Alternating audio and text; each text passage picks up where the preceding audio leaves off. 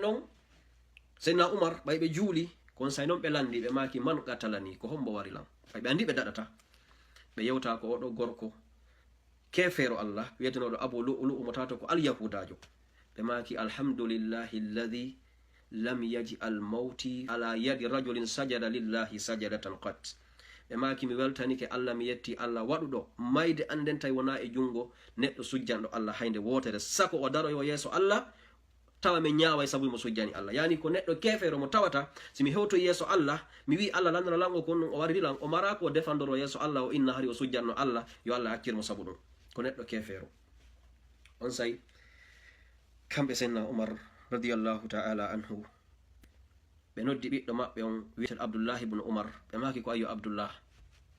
min e nelaɗo meɗe wonduno ka hoore leydi ɗo de piñande mi gomɗini ɓe simi maayi yoɓe accu mi wattine hiɓɓo giɗo an on nelaɗo sallallahu alayhi wa sallam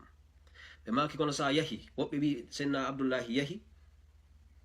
ɓe wi'i Seydina Umar maki yahu wi'a jiyaɗo Allah wiyeteɗon Umar wota wi'u dey ko lanɗo julɓe ɓen hande naami lanɗo julɓe naami amirul mu'minin wota yahu inna nene Aisha amirul mu'minin o wino fala wattinede ɗo ɓe jaɓira sabu ko wi'uɗa kon amirul mu'minin wi'u kun ɗo jiya kun Allah wiyete kun Umar kun maayi hande haray hikun tori on yon accu ku wattine laare no Seydina Umar tippinirta hoore maɓɓe yon accu kanko o ɗo jiyaɗo Allah o wattine hiɓɓu giɗo makko on nelaɗo sallallahu alayhi wa sallam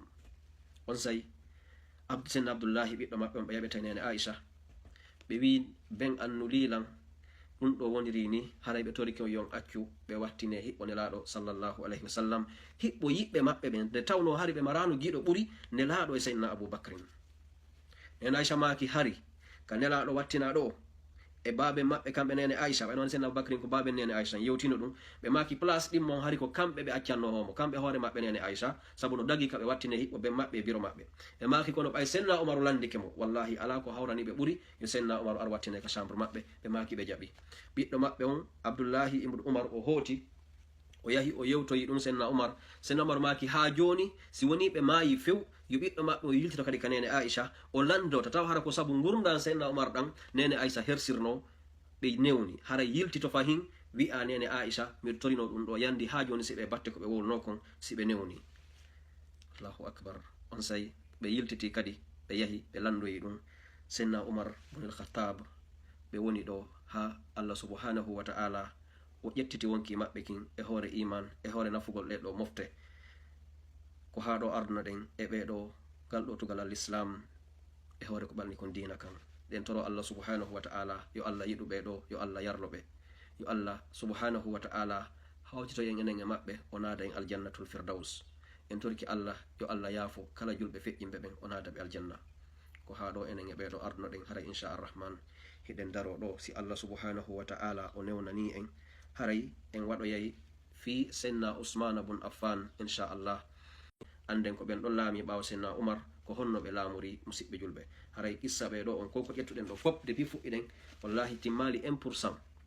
e moƴƴereji ko Seydina Umar waɗi timmali 1% e golle ko ɓe waɗi kamɓe Seydina Umar kono inchallah wa billahi tawfiq en anniyo to waɗen mbiru kum wawɗen kon inchallah haray ɓe toro Allah yo Allah subhanahu wa ta'ala jaɓan en ko horuɗen kon yo Allah tabaraka wa ta'ala newnan en qur'ana ko wonɗen e janngude kon yo Allah okku en baraji muɗum nafiloji ko wonɗen wadde kon yo Allah subhanahu wa ta'ala jaɓan en sadakaji ɗi wonde ɗen ittude yo Allah jaɓan en haray on fof moɗon o weltanama ko ƴettuɗon tammoɗon on kon jooɗi ɗon jenti ɗollan no andi buye mon ɗo no jangi ɓurilan no andi komin wolde ɗo ko ɓurilan kadi kono ko yiɗugol tun jentagol moƴƴere ɓeɗo sahabaɓe alsi ɗon ɗo haray miɗo wiya e allahumma ighfir lana warhamna wa taqabbal minna innaka anta as-sami'ul alim haray miɗo wiya noon assalamu aleykum wa rahmatullahi wa barakatuh